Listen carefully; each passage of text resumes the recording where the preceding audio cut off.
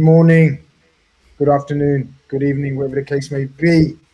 People, welcome back to the channel, my channel. I'm doing a live stream. I'm doing content. Talking football. I'm talking Liverpool. I'm talking proper games of football's back. I thought, listen, we have a night off with the transfers, man. Come on, guys. Really? Let's have a night off with the transfers. Isaac this, Isaac that, and Newcastle's woes and everything else. There's real football to be played on the weekend, and I thought we'd discuss the game. We have a look forward to the game, and we bring in some troopers. Are with me, Lewis, representing Beyond the Cop. What's happening, my friend? Are you excited? We have a game of football, a real game of football, because this feels like a proper Premier League, Crystal Palace. Decent team, decent season last season. I'm looking forward to it. I'm not going to lie. Yeah, mate. I don't think the Community Shield gets enough credit, to be honest. I think a lot of people sort of look at it as a glorified friendly. Well, by that logic, so's the Super Cup. People still get excited for that. You go back and there's been incredible matches. United 01, Chelsea 2006, City 2022. Like, Community Shield, it's a big thing you started off, and it can really have a really, really positive effect on your season going forward. So it's Wembley, it's us, it's Crystal Palace. The atmosphere is going to be incredible. Can't wait. You're right. Eagle-Eyed Football's in the building. Big up Eagle-Eyed Football. He says, good evening all. Hope it's a good game. Crystal Palace fan, top guy. Go and check out his content as well. He says, hope it's a good game on Sunday. Most importantly, a tribute to Jota. Up the Palace. Big up. Nice one, bro. Mo, Sunday, looking forward to it. Football's back. Is it back for you, or is this another extended friendly? I mean, it is. Okay, let's have a couple of opinions on it. It is, in essence, pre-season, isn't it? Because the season hasn't officially started until the first league game. Am I right or am I wrong? I don't know. Lewis is. Okay, let Lewis go first because he's not. You don't class it as like when City won the domestic quadruple, we call it the domestic treble, but it's a trophy. You go through our history and there's still multitudes of charity shields and community shields were won. It's still a trophy at the end of the day, even if it's pre-season or not. It's Wembley. I'd rather win the thing than lose it. So, at the end of the day, yeah, it might not be as prestigious as the FA Cup or the Premier League or Champions League.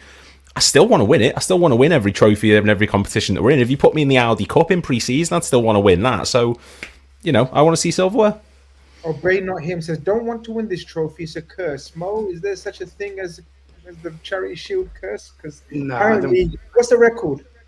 I don't know, to be honest. I think we've won a few, but I don't know the record of whoever's won the Charity Shield if they've gone on to win a league. I don't know anything like that, but the way I look at it, it's a trophy if we win it. It's a friendly if we don't, and it's simple as that. But for me, from a friendly perspective, it's the closest indication we're going to get from a first team for Bournemouth.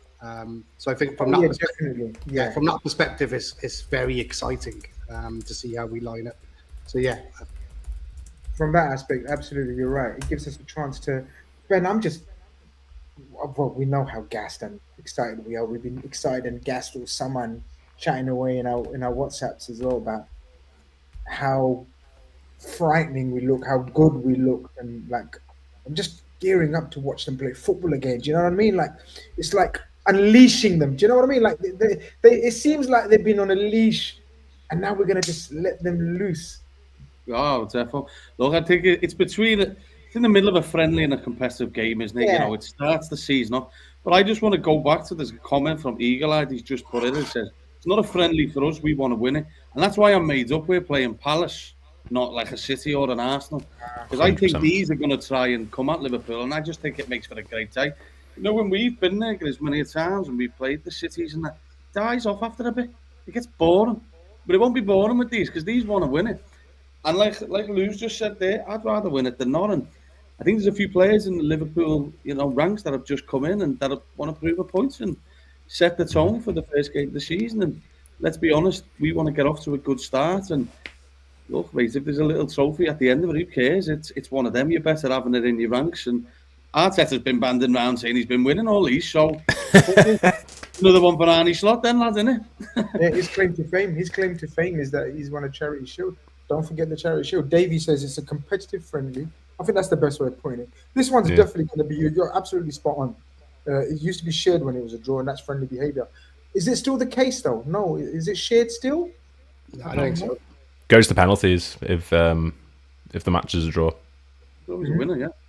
Our resident Elvis Presley lookalike is in the building. Ganto, he says, big up Grizz in the panel. Smash the likes on your way, and people. He's got the idea. Come on, guys, don't make me do all that begging ones again. I used to do that ages ago, beg for likes and subscribes, man. I hate doing it now. I'm an old man now. But if you're going to still make me do it, I've got no shame and pride. I'll still do it. But just, you should already know. Like the stream, subscribe if you haven't, and all of that business. Any news on Isak? I'm going to say, Ali, log off. Like, what kind of YouTuber? No. What kind of YouTuber am I that I'm telling people log off? Don't watch today, because we're going to try not to mention his name. We probably will. We probably will. We can't help it. Near the end of the show, we might be miscellaneous things.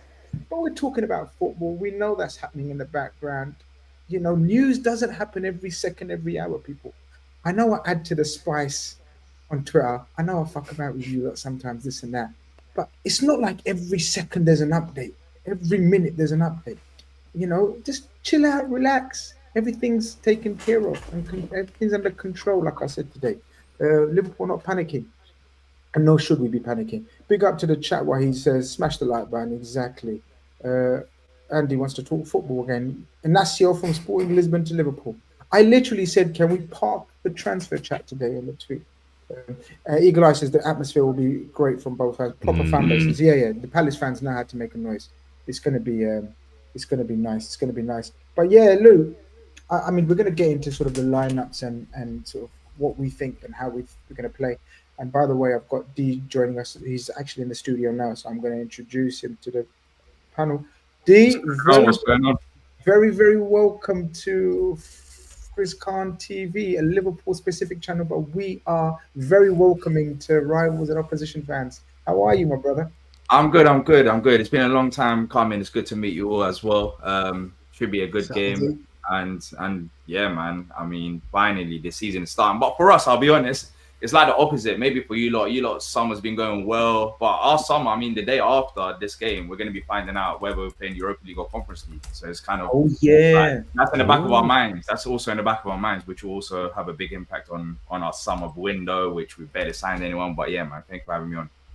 No, it's not. It's just not a problem, man. It's a pleasure. And we're going to get into, you're going to give us the bit background and sort of the inside track on all things Palace and what's happened in the summer. And obviously, from there, we're going to be chatting about what you think the lineup's going to be and the Mark Gahey chat, obviously. Shout out to Alec Does YouTube. He says, shout out Grizz on the panel all the way from Mississippi, USA. Big up yourself, my brother.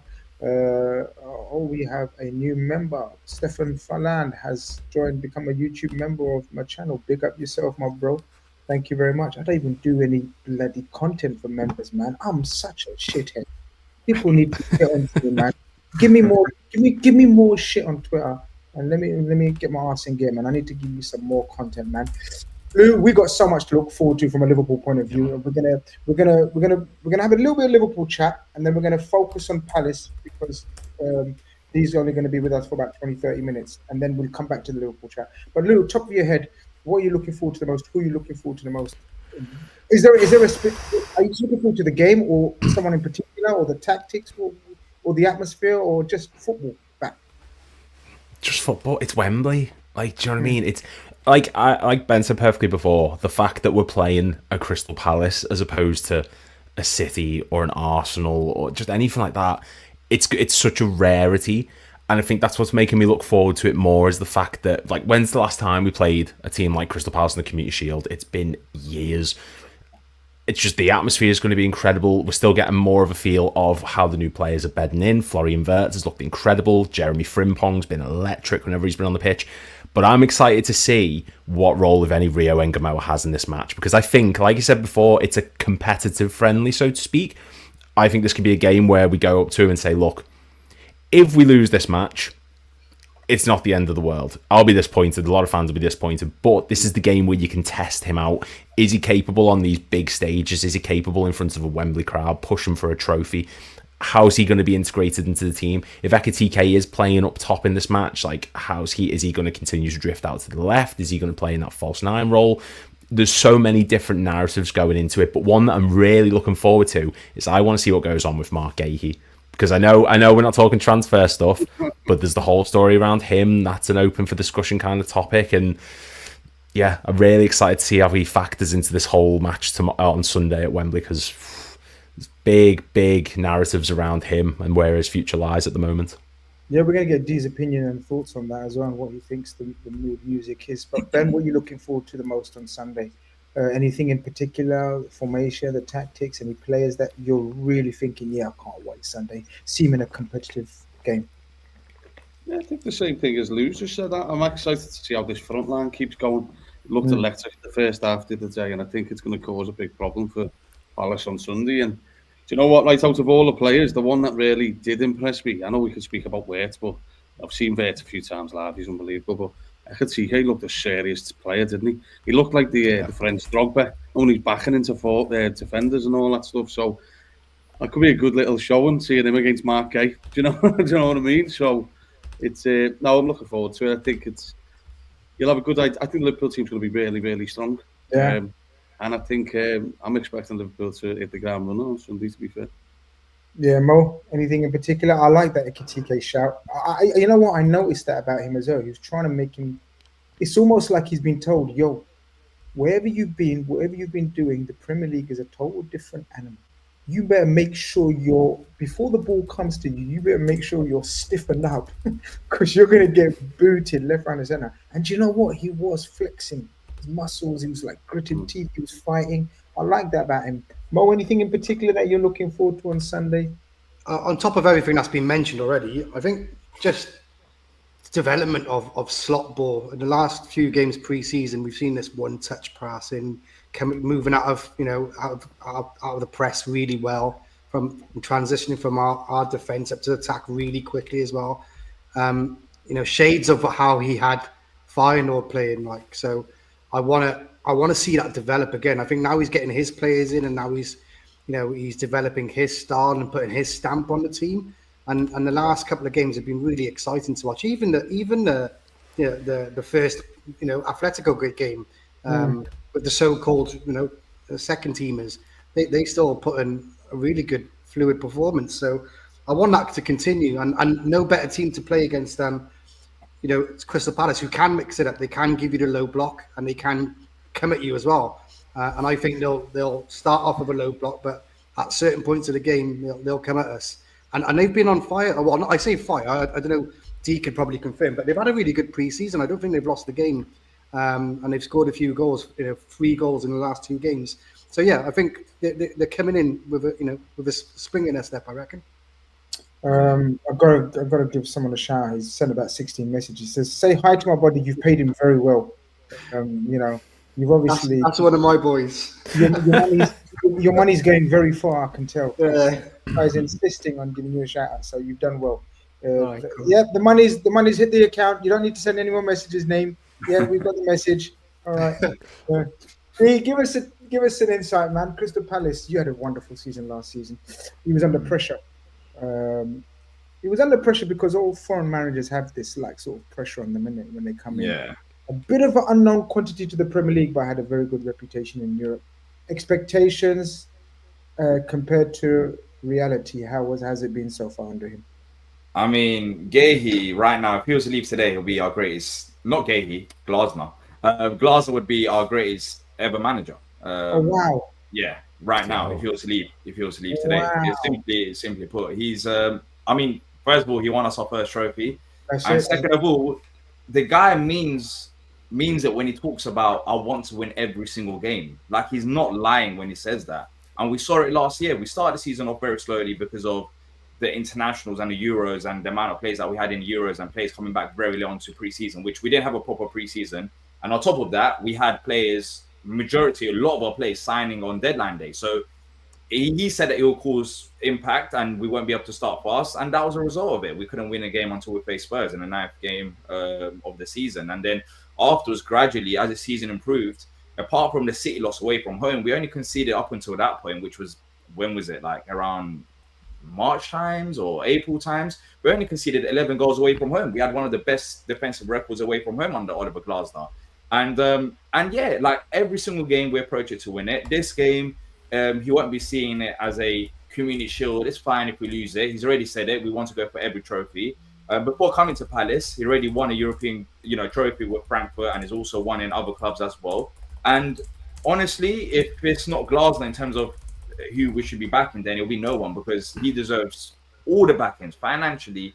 He's been well on the pitch. He's been fantastic. Off the pitch, he's been fantastic. And as I've said, he's our best ever manager, even if he also leaves today. And yeah, we'll be up for this game. We won't be looking at this game as like a preseason friendly, to be fair. Yeah, that's what Ben said. Ben made a good point earlier on about sort of it's going to be competitive because it's going to be another day out at Wembley, and your fans were sensational in the FA Cup final at Wembley, of course, and tremendous victory over City, and well deserved too. So you're going to be up for this game. You want another trophy, who cares what we think about it? To you, it's another trophy. It's another day at Wembley, and it's a massive scout. Imagine Palace fans going home saying, "Hey, we've been to Wembley twice in 6 months and beaten Man City and Liverpool, beat them apples." Do you know what I mean? It will be an amazing feeling for you guys, right? Yeah, it would be amazing. The only downside is that apparently there's been a problem with Wembley not allowing us to do our display. So it's the first time it's happened. They allowed the display for the semi-final and the final.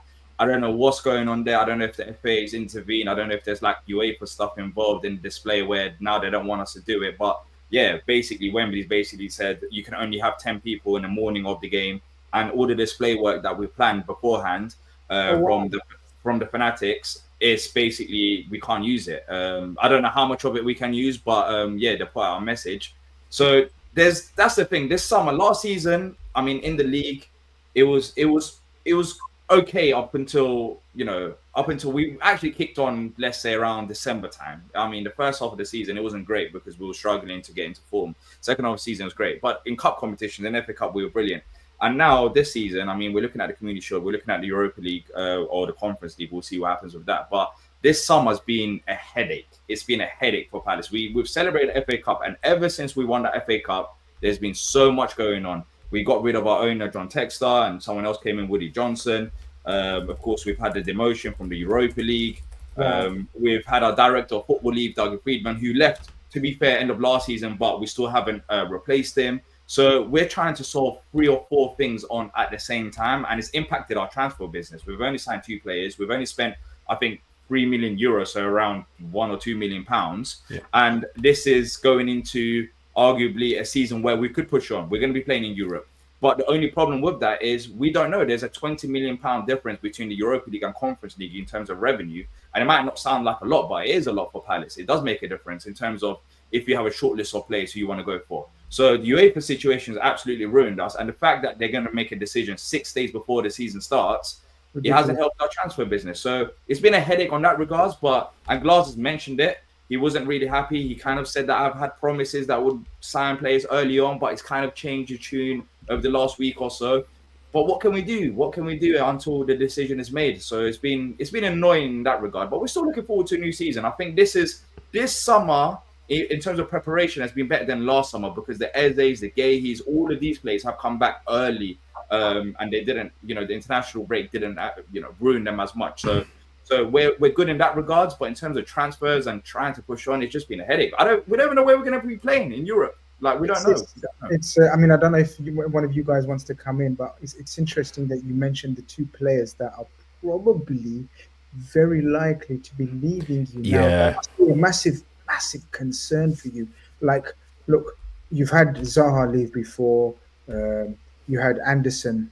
What was his name? Anderson, wasn't it? Anderson. Anderson, I was actually happy about, to be fair, because I thought, I don't know, now in hindsight, it still looks great. I think Lacroix has been a fantastic replacement, but Anderson was a bit overrated from the outside looking in terms of playing in the back three. He didn't have the pace. I think he's a great defender, but Lacroix fitted the back three much better than Joachim Anderson. So I thought that was an upgrade as soon as we got rid of Anderson and signed It feels like as if Palace at the minute, and I might be completely wrong, but they're waiting for people to be sold before they dip their toes in the market and actually spend big money. Like a sort of, because obviously Arsenal are interested in Eze, Tottenham have just lost Maddison, so they're probably going to look at him. Obviously, we're after Gahey, Newcastle were as well at some point. But does it sort of have an air of the club's waiting to see who leaves before they go out and replace them because they feel there's enough depth there, or is it just the sort of the squad might just be good enough that you don't need to go out and buy anyone?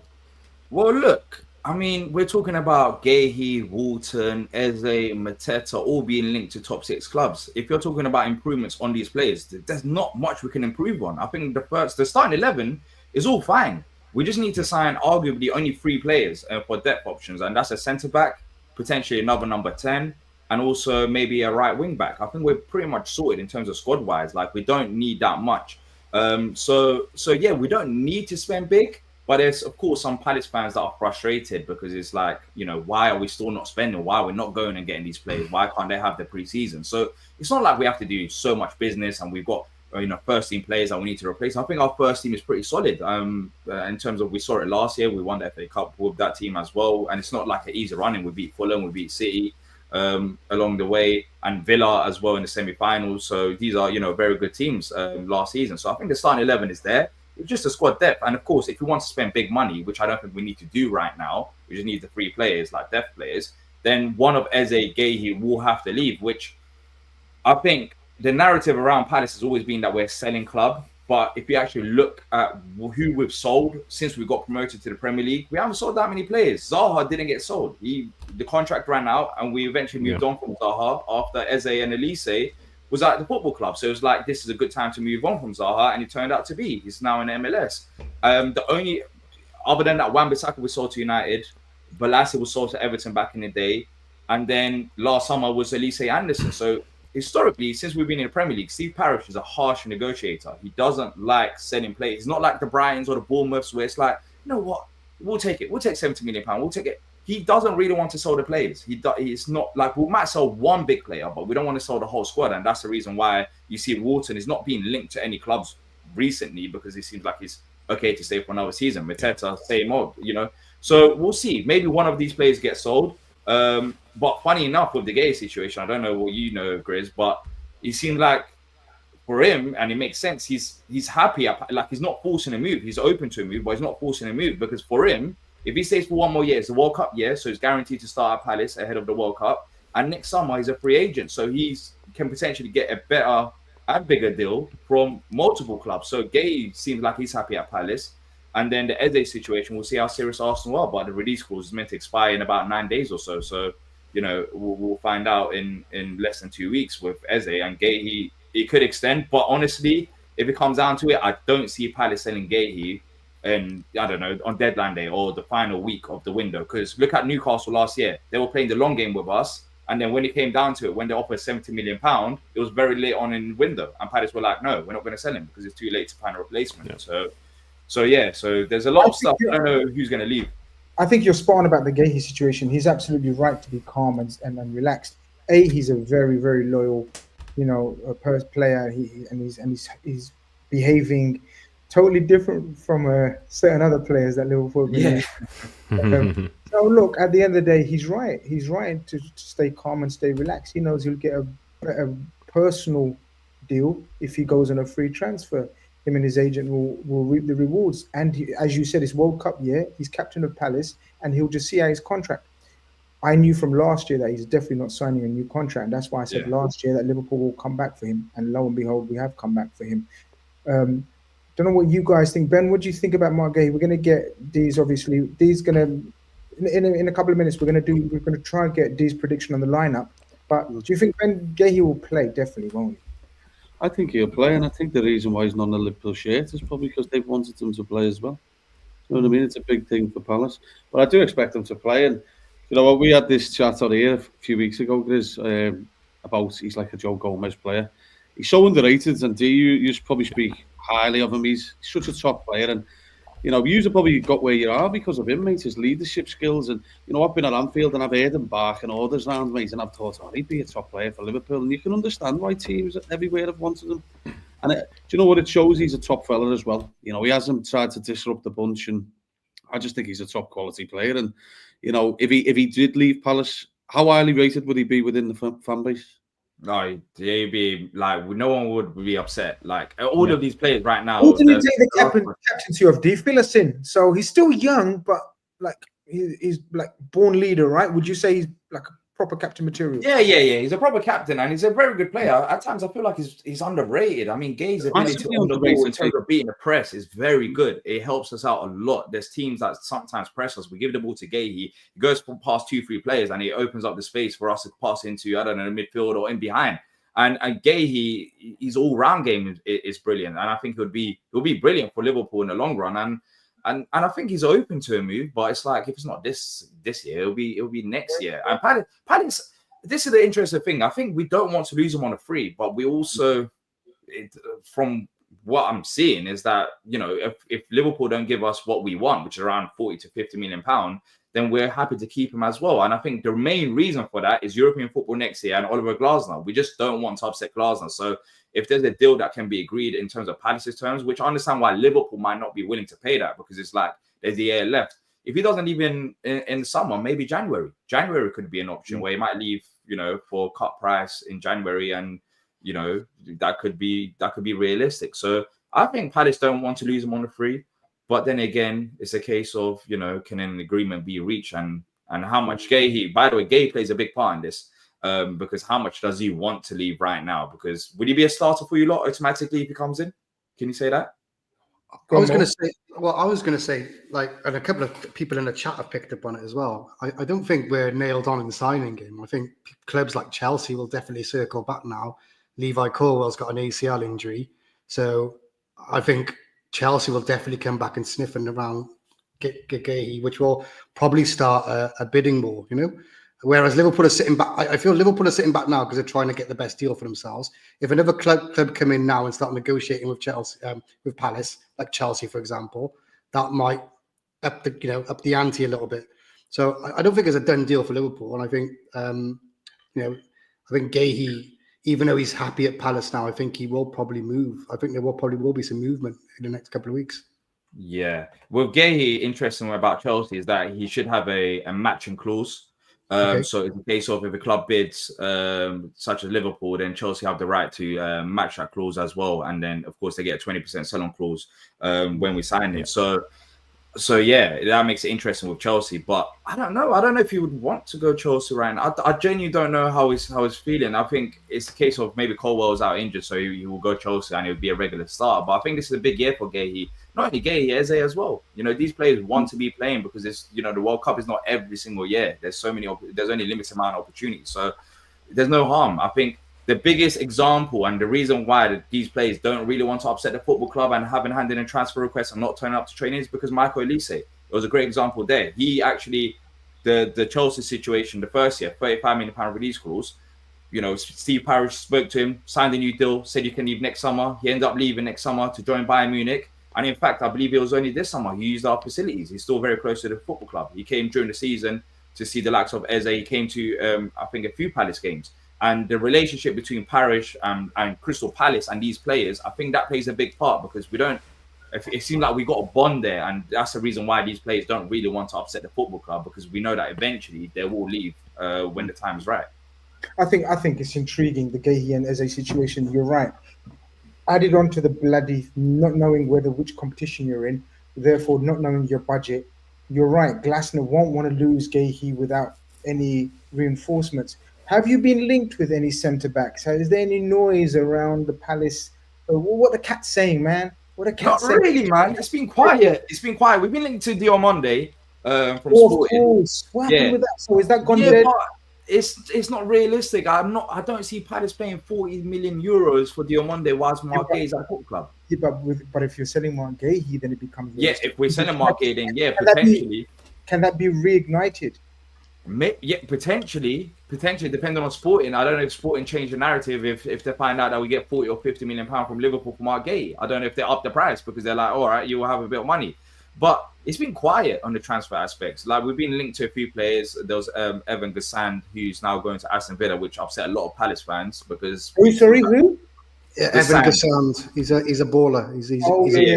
He's going to Aston Villa.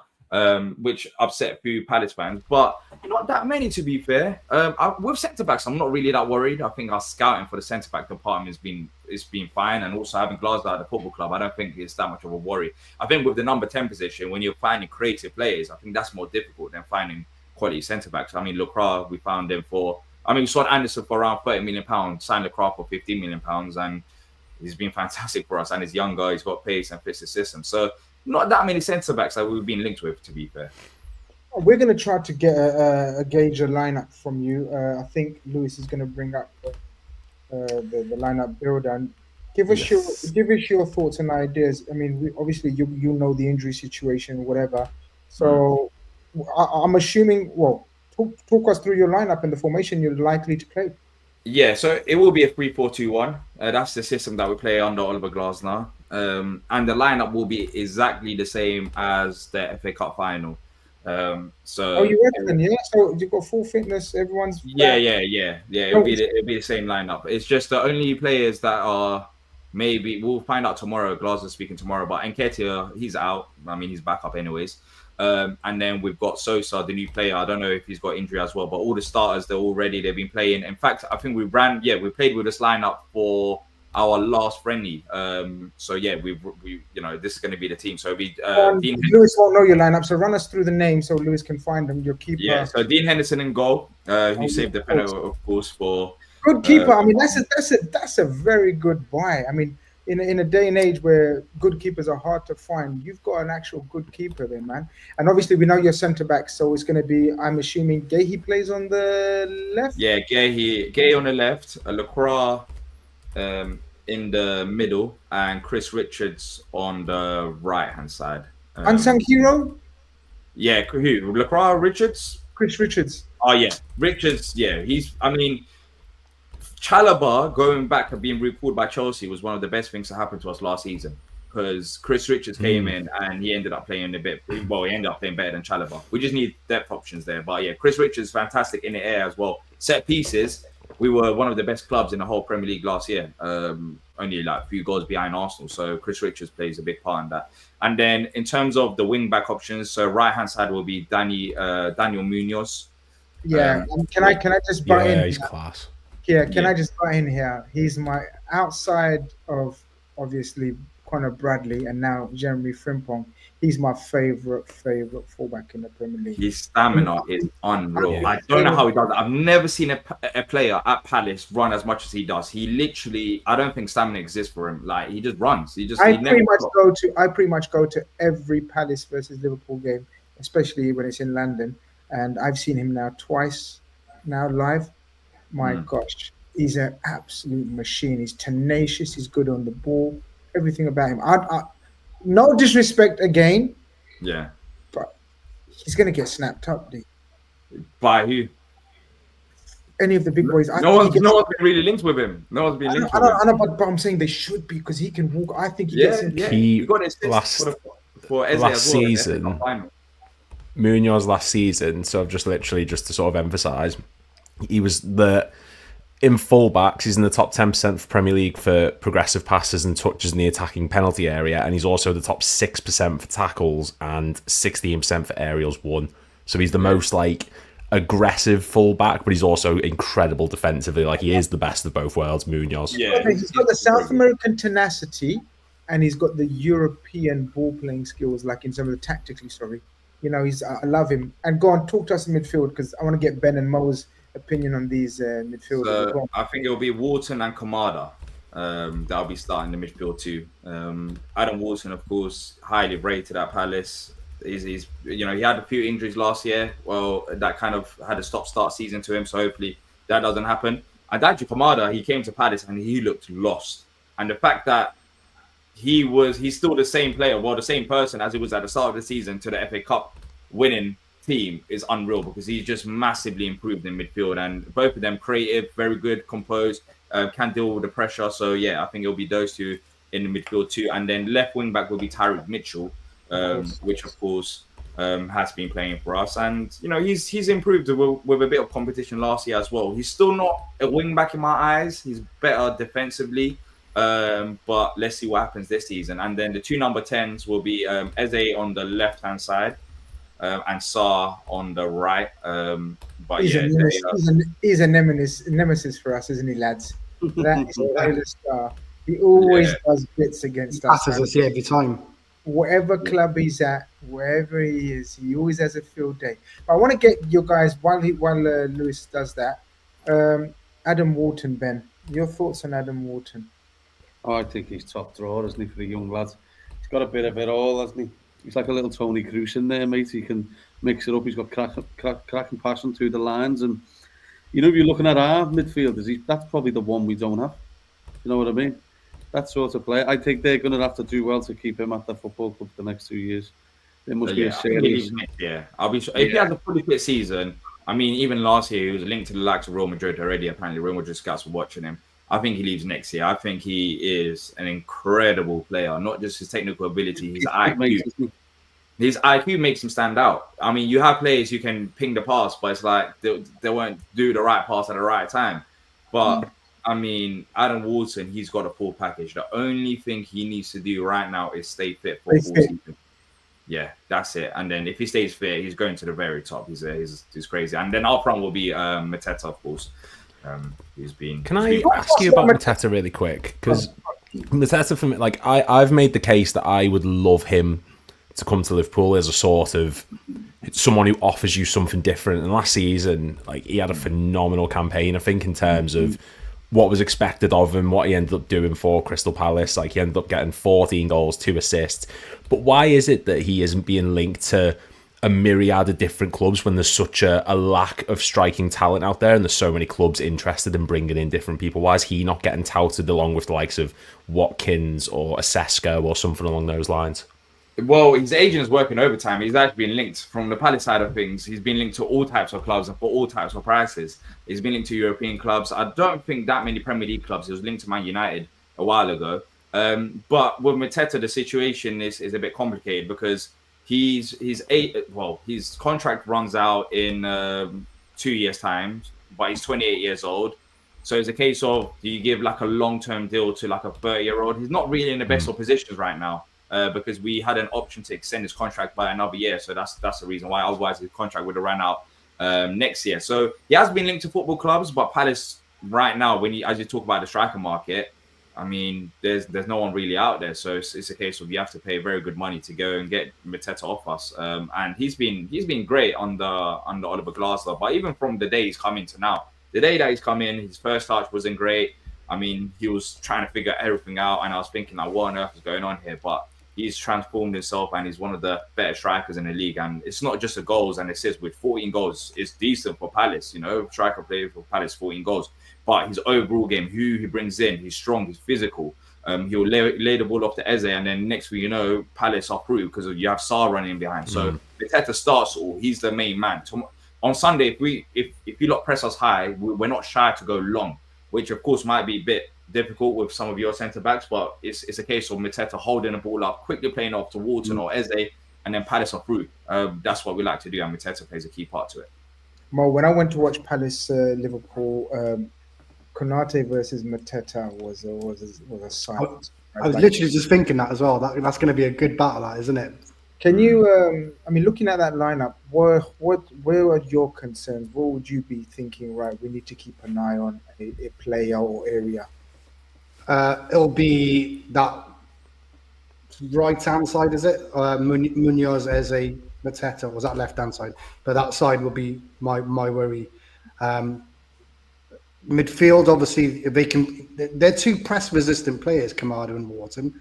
My only concern for them is whether they'll get overpowered by our midfield. But from my concern would be definitely Munoz and Eze and Mateta. They're the three danger men, in my opinion. And we really need to keep an eye on them. Saying that, Sarr always, like you said, Sarr always has a field day against us as well, isn't it? So I think that's the quartet of players we need to keep an eye out for. The front three, obviously, and Munoz as well, making those marauding runs up and down. So I think, yeah, we need to keep an eye on that. I want to ask, whatever happened to Czech Decore? Is he still around? So he was linked to Liverpool a few years ago. Yeah, so he had a nasty injury, and then this season hopefully he's back. I mean, last season he came back from, I think it was was an ACL. It's been so long that he hasn't played. He came That's back. what He I thought. played. It's been a season and a half almost. Yeah. It started under Roy Hodgson. He got injured away from home against Luton, and then afterwards, that took him out. It was his Achilles. Achilles, yeah, So yeah, that was in 2023. I mean, if you can get him fit, a midfield of Wharton and Decore, I mean, Yeah, that's what I was looking forward to last year. And he got injured again when he came back, so it's a bit annoying. But if he can stay fit, Wharton and Decore, that's what we said as soon as Glazer came in. That would be unreal because both of them are very good on the ball. And then you can have Kamada potentially be a rotation player as going number 10 if needed as well. So yeah, with the midfield department, we're pretty much sorted. We just need to sign another centre back for depth options because if one of those three gets injured, we got no other centre backs, which has been the case since January when we lost Chalobah, and then another number 10. And then what else was there? Centre back, number 10, and a right wing back for Munoz because there's no one else really behind him as well. There's a youngster, Kaporo, he came on against Arsenal, but yeah, he hasn't played as much. But yeah, look, Sar's a player. I'm looking there. I know a lot of people look at Eze and stuff, but Sar in the transition when I'm looking at you, I think he's got all out attack on us. So yeah, I think if there's spacing behind, that's where Sar flourishes because he's got the pace. He fits the system perfectly. And Watford fans told us as well, and I think it was who was it? Who's the goalie that does a podcast? Former Watford goalie Ben Foster. Ben Foster. Yeah, Ben Foster spoke about when he first signed for Palace. On this podcast, he said that if you keep Sarr happy, he's an unreal player, and he's right now he's happy at Palace. Last season, it was great for us. So yeah, he's one of those players. We actually made a bid for him a few years ago. We were actually very, very interested in him. Linked with him for years, weren't we? Yeah, we know all about him. We love him, and I think he's a fantastic. With the Mane connection as well, wasn't it? Absolutely. But D man, thank you very much for your insight, man, and your chat, man. You've got, you built up a very, very good case for Palace. Tell us before we let you go, and thank you again for your time. Tell us what you think the match score is going to be. Then, what's your prediction for the game? Is there a hedge? Is there a heart? I have to back my boys. I know there's I have to back my boys. I don't think it's going to be an easy game. I think at the start of the game is going to be very nerve-wracking for us and frustrating. I think we're going to be just sitting back and we're going to have to figure out how to beat your press and your attack because you've got a lot of attackers. But I said this for the FA Cup. If there's one manager, if there's one team that could, beat the champions, which City were the former champions, and now Liverpool, it'll be this team. So I have to back the boys. I'm going to say 2-1 Palace. Nice, very nice. 2-1 Palace. Yeah. Listen, again, thanks very much for joining us, man. Really appreciate all the chat and insight, man, about Palace. And I would say good luck. I don't mind saying good luck actually on Sunday because it's not all right. Yeah, it's not like make or break. It's not like what I mean. But I've got a soft spot for Palace, man. You know what I mean. So hopefully it's a cracking game, a cracking atmosphere, and a nice one again, D. Yeah, may the best team win. But thanks for having me on. Nice one, D. All the best. Cheers. Yeah, man. Some looking at that lineup, some tasty ballers in there, man. I love the first thing that comes to mind. That Kirkes and Munoz down the side, that's going to be some fun. Ooh, yeah. There's some good battles all over the pitch. So this is what we're going to do now. So Lou, let's bring up the main event. While you do that, I'm going to go through some super chats. Ganto says, I want to see who plays in the midfield pivot. Now Grav is suspended for the first game of the season. An indicator on how we go about it. Yeah, we'll discuss that right now, Ganto, because we're going to try to pick a Liverpool lineup that we think. Sudge is in the building. He says, big up, brother Grizz. Panel in the chat. Make sure you like and subscribe to everyone. Love for the love. Big up, Sudge. Hope you're doing very well. And Dinesh is in the building as well. He says, evening, ladies and gentlemen. Hope all is good. Now it is that you're here, my friend. What are we doing then? I think, so are we, Alisson's back? What's the situation, guys? What's the latest? Is Alisson back in training today? Yeah. But, I think he's had a few fucking barbecues, doesn't he? Yeah, exactly. I genuinely think Gio's going to start. Yeah, I do, to be fair. I think I would have agreed that Alisson was going to start, but I think after seeing Kelleher get the nod in the League Cup final, I feel like Slot sort of doesn't view every match as you've got to have the guaranteed first teamers in. I think he will look at Mamardashvili and think, well, he did good in pre-season. made a few good saves against Bilbao. Alisson's been on and off the past few weeks because of going away and not going away. And I'd like to see Mamardashvili given the chance, to be honest. It's a big game for him to get a feel for things. I think it's a good Solid game. player, doesn't he? Ben, you going with Georgie as well? Yeah, I look at Alisson. He doesn't look fit or nothing, does he? He doesn't. It's a risk, and when he's looking like that, It's a big risk. It's Mate, a and big he's like that, mate. He pulls hamstrings and everything. I've never seen a keeper get so many hamstrings that uses his fucking hands half the time. So we all, I think we're all agreeing. Mamardashvili makes us. Is it a competitive? No, it's not. Does it count as a competitive appearance? I think it does. It does. No, it does. I really don't trust your information. You very honestly, I'll Google it now. I'll find out. And someone in the chat, please correct Mo. I guarantee you Mo's wrong. Right? He looks a top keeper, doesn't he, Mamardashvili? He does. He does. Yeah. So I'll tell you something. When I done my scouting with him when he was coming to Liverpool, one of the things I noticed was his ball kicking and his I thought he'd have to work on it and practice on it. I think he has. I think he has worked on it and practiced on it. It looks much It's better officially than. recognised as a competitive fixture. All right, give you that one. Give you that one. You got one this season. The moral victory. He's off the mark. Love it. All right. Right back. Bradley's injured. So it's a speed merchant, right? Guys, have you been watching the videos and everything? The inside training. Fucking great, isn't he? We're going to love this guy, aren't we? My We're going God. to love this guy. We're going to absolutely love this guy. He knows he's got the vibes, he's got the energy, and every great squad needs that. When I say joker, you know what I mean. The guy that knits everyone together. Robertson was that basically, right? Robbo was that. Yeah. Simic seems like that as well. And now we need a new breed, new generation of that type of player. This guy is him. And you know His what? nickname for Rio was Mr. One-on-One. Is what? His nickname for Rio, he was calling him Mr. One-on-One. Is that what he's calling him? Yeah, he was calling Rio Mr. One-on-One. I love it. Quite funny. He exudes confidence. Like he's just a proper. You can tell that when he walks into the room, he's like, I'm the best here. I'm gonna rip this apart. I love him. I think he's class.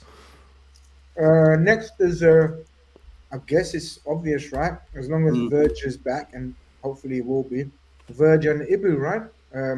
Yeah. This is the one area of concern, right, lads? Centre back.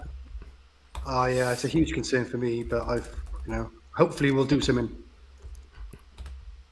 I've got a video coming out soon on that I always get his name, Giovanni Leone, that one we were getting linked with, the young kid. Oh my god, he'd be incredible to bring in. How's that first for a back little line. plug?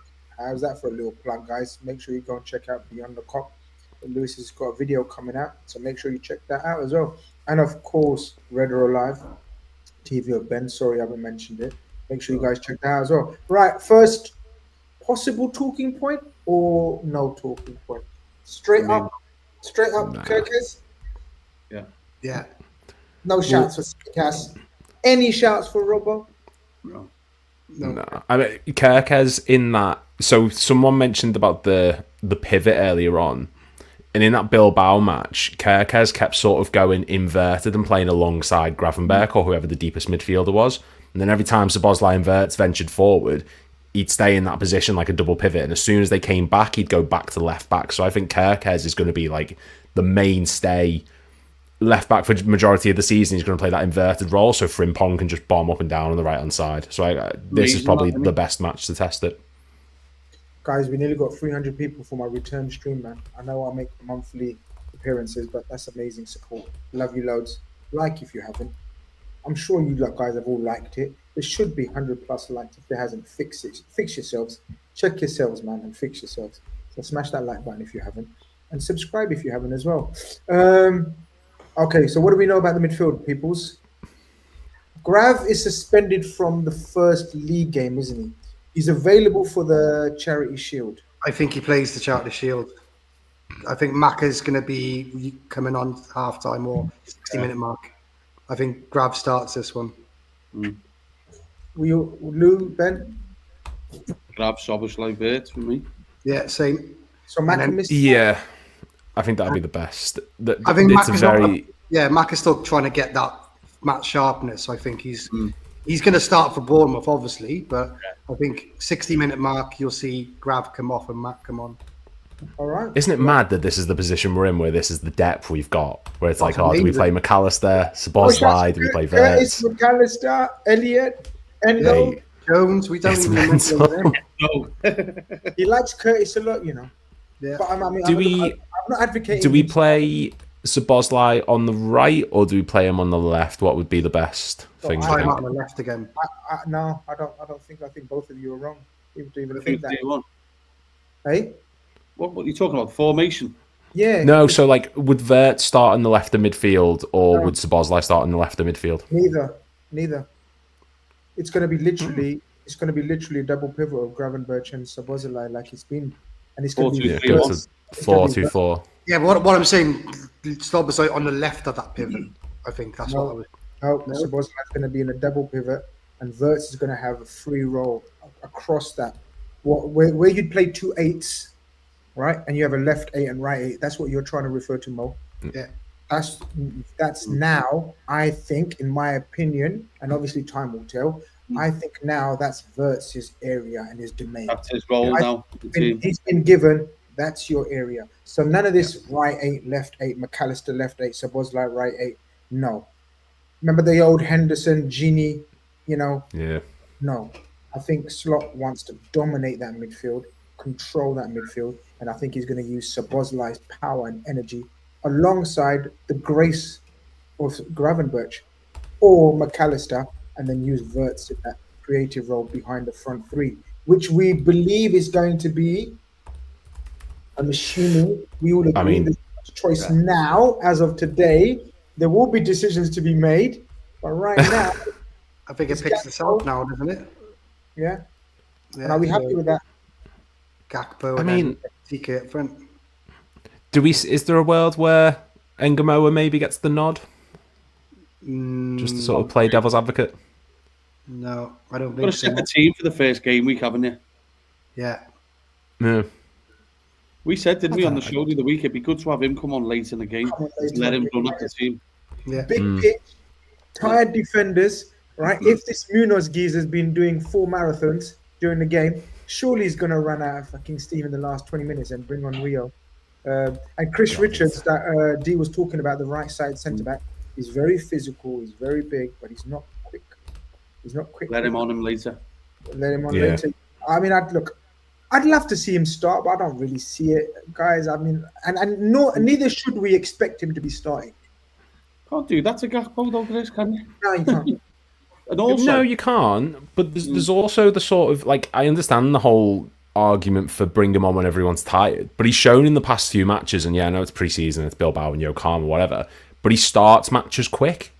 Like, it's not like he's just a sort of, he has to wait till everyone's shattered and then you can bring him on. Like, he's been starting matches and fucking hitting the ground running, so. not played against a proper team yet, though, has he? Let's make no mistake about it. Yeah. Do you know Yeah, I do. Get Bilbao first, Danny. Yeah. I do think we'll see him at some point, but I don't think he'll start, if I'm honest. I guess that's the team, and I think we're all right. We don't need to pat each other on the back or pretend we're ITKs. It picks itself, right? So, Team, I'll take a pat on the back. It does. No, I was going to say, I'll take another win for that. That's two today. No, your wins, man. I know why you're scraping for wins, because you fucking know that you're not going to get many all season. You know what I mean? Yeah, Take the wins while you can. I'm tally charting them now. I want to know, guys, and Isak will be joining Liverpool, right? How does that affect the formation? So McAllister and Isak are probably the 2 first teamers that are not in the lineup, if you know what I mean. There's a conversation about Bradley and Frimpong, fair enough. Kirkhead's we all adamant that is number 1, right? Yeah. And Ibra and Virgil. There's a McAllister, Isak, to a lesser degree, Curtis Jones dilemma here. Lou, what's your tactical brain suggesting or saying, if and when they are all fit and playing, and I know, and I don't want to hear the answer of, we've got loads of games and we know that. let's imagine Isak is here and he's been here a month and he's settled in nicely, and we've got Real Madrid in September the 23rd, Wednesday night at Anfield. What's your lineup, lads? What's your lineup? Well, you've got there's one option you can do. So, say if we change to Bosley and we put McAllister, if I'm able to do that, that'd be brilliant. Yeah, put remove. There we go. Put McAllister. Done. So you can do it. So say if Cody Gakpo isn't there, and then we change him for Isak. There we go. Done. Move Isak into the middle, and then you've got Ekitike who can start out on the left, and then you've got Isak there. You've got Sally. You've got Vert. You can do it where Vert's, like you said, he drifts out onto the left, and then Isak goes into the middle. Ekitike moves into the middle, and then you've got that double pivot of McAllister and Gravenberch. And then if Kirkes does do the inverted role, he can go into the middle alongside them, and you've got a sort of 3-3-4 kind of formation on attacks. And then you've got Gakpo, who you can bring on as an option on left wing. You've got Frimpong going up and down the right-hand side to give support there. You've also got McAllister who can drop back there. So there's a lot of different options and versatility. At least then you get Verts in his preferred position. Isak and Ekitike are both playing through the middle still. You've got Kirkes playing the inverted role that he was doing all through pre-season. So in that sense, in an attacking role, I think you're getting the best out of everyone while also not losing any sort of defensive stability. People are able to track back. The midfield's still supported. There's a lot of options in front. And yeah, I think that would be the best way if you were trying to fit them in. The only problem is, what do you do there with Cody Gakpo? How does he get game time? That might be a problem going forward. But other than that, I just think that'd probably be my preferred way of doing it if they were both at the team. That's Lewis's preferred, Ben. I don't like a Liverpool team without a Szoboszlai in it. I don't look. I just don't like it. He brings the ferociousness, the power, the industry, the height. I don't know the answer yet because Lewis makes sense as well. What's your thoughts? I get what you're saying. Well, still for me, Szoboszlai's still got to learn that proper midfielder role because I don't think he wins the ball back good enough. McAllister snuffs out little danger. There's certain games, like I think, for instance, look back to like Spurs and City. That was when he just let the midfield go and take charge, and there was 4 of them at the top, wasn't he? With the little strikers in and around it. For me, look, you asked me the question, who's the better midfielders? I personally would say McAllister and Gravenberch are better than Szoboszlai. That's just my take. I think, for me, still McAllister's the best out of them 3. He's technically the best, and he gets Liverpool moving, from back to front and front to back. Now, I know what Szoboszlai brings, but there's certain games, for instance, Bournemouth at home, as an example. Let's say they were all available. You necessarily wouldn't need Szoboszlai as much, would you? Because you're not going to be bombing up and down the pitch. Liverpool are going to have the ball 90% of the time. It's probably in them big open spaces where Szoboszlai's probably needed a bit more, isn't he? Like, for instance, Sunday is perfect for him on that big pitch, getting up and down. It allows the freedom then for Verts to go and sit between that Wharton and Kamada, do you know what I mean, in front of that Lacroix. So that's going to be a boss little battle, that little triangle where Verts is going to be in. And then you probably do need the likes of Szoboszlai. But for me, I agree with Lewis. I think the best 2 pivot for me, probably the natural fit would be McAllister and Gravenberch. Because I think if you've got Gravenberch and Szoboszlai, they're not very similar. Who's the ball winner? Who's the natural ball winner? I know McAllister's not necessarily it, but he probably wins the ball back more than them 2, doesn't he? Again, the height issue is a massive issue for me, man. I worry about Liverpool's average height this season when the likes of Szoboszlai and Gakpo aren't in the team. I know Ekitike is 6 foot, but he's not a defensive 6 foot, and so is Isak 6 foot. Verts is a shorty, Salah's a shorty, McAllister's a shorty, Kirkes, Frimpong, shorties, man. We need, and that's why a team like Palace. Well, I know we're not picking the team for Palace. I actually mentioned Real Madrid, but Mo, quickly, Ben, before we move to Mo's, are you happy with the rest? Because we're gonna have to try to fit both of them in at some stage, or do we?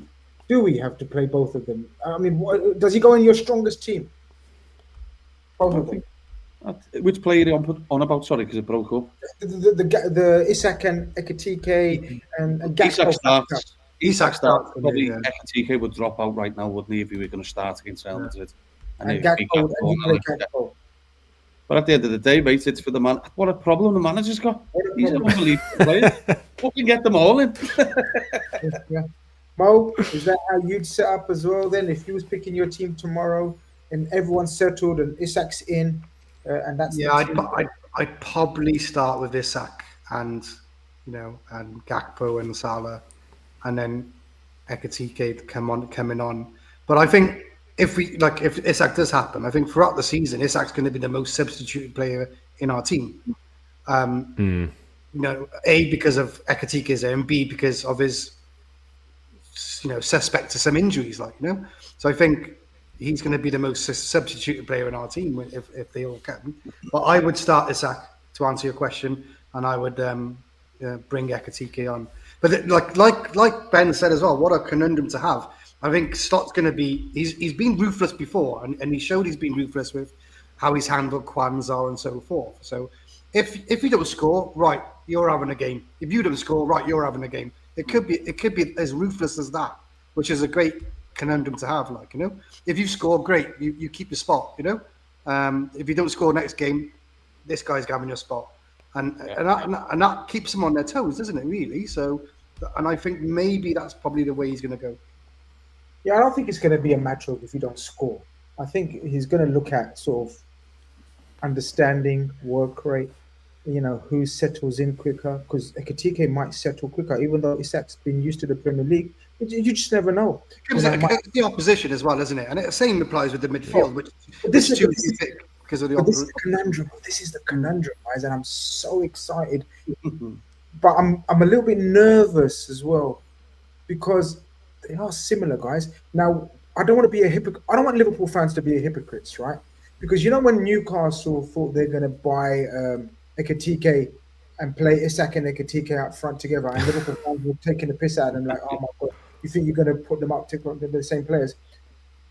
Okay, Liverpool fans can do what they want and say what they want, but I don't see a natural partnership straight away. I don't see them. I see them very similar. I genuinely thought it's going to be one or the other when we were looking at them. But the fact that we brought them both in, Slot must have a master plan, Luke. He must have a plan on how he foresees this. Because it is now suddenly Liverpool are all about Mane, Salah, and Bobby the facilitator. It's a total different form of attack now. We haven't got no wingers, lads. Even Salah's not a winger. Salah's a bloody number 10. Have you seen him? Have you seen him play? He's one of the best number 10s out there right now. And Gakpo's not Diaz was our winger. Diaz is gone. Gakpo's not a winger either. So he must have a plan.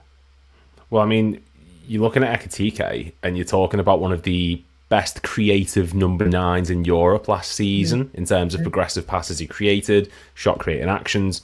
And you look at that match against Bilbao and the assist he got for Salah. If he's going to be doing that throughout the season, just run into the byline, run to the edge of the pitch, and then just square it into the box, Isak's going to be there picking it up. There's a way you can make it work. Like the amount of chances we create and the passes from Salah, like Mo said, there's so many different outlets and avenues.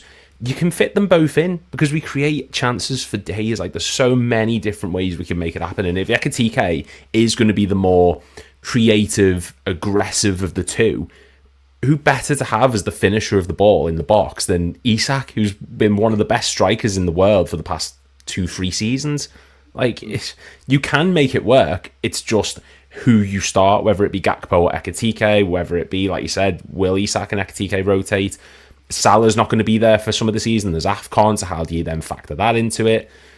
There's a lot of different avenues, but like I said, what a problem to have, man. Like, there's so many. We're not in the days anymore of it's Alexis Sanchez or Balotelli. It's get Anelka's alone done or we sign Juve. Like, it's not like that anymore. We're getting linked to Isak and Ekatike, and it's mental. It's a mental time. Lads, it comes to that time of evening where we must stop talking. I know it's hard for some of you lot to stop talking, but we must stop talking now. Ben, I know you're very confident, Red. What do you think the score is going to be? And I tell you what, for a couple of bonus points, give us the goal scoring as well. Let's just say no Isak anyway, because I seen a few moaning in the chat. I think Liverpool are going to run all over these. Oh, okay. No, I think like All that hype about Palace, we're going to run straight through them. fucking right we are. The champions are coming through, lads. I'm going to put it out there. I think Liverpool beat these about 4-1. Oof. Very nice, very nice. So I'll give you one scorer. Ekatike gets his first goal for Liverpool this weekend. That'd be amazing. That'd be so good. Well, I think we're going to win. I think it's going to be 3-1 personally, and I think we're going to see. who scores the opening goal of our competitive season 25 26? I wouldn't put it past Salah, to be honest. Very nice. Wouldn't put it past him. Like, can you leave it to someone else, Mo? Like, he's No, so but he's I wouldn't put it past him, though, innit? He's the type of person you'll just, do you know what I mean? 100%. But I'll go against the grain. I'm going to say we're going to see a Wirtz masterclass on the weekend. Yeah. How's that going against the grain? Because everyone's saying Salah. I'm saying Wirtz is going to score first. Wirtz is going to score first. Yeah. Okay. Wirtz is going to get a double. He's going to get a brace. Lou? Is he, by the way, and you're allowed to tell me because I'm your friend, is he going in all your FPL teams? Who? Flo? Yeah, he's already in mine. He's already in mine, yeah. He was the first player. And Mo. Flo and Mo. I'm a total nut job when it comes to It's these. Flo, Mo, and Jeremy Frimpong. They're the three that I've gone I don't for. like cursing Liverpool because the Grizz curse is real, so I don't pick Liverpool players.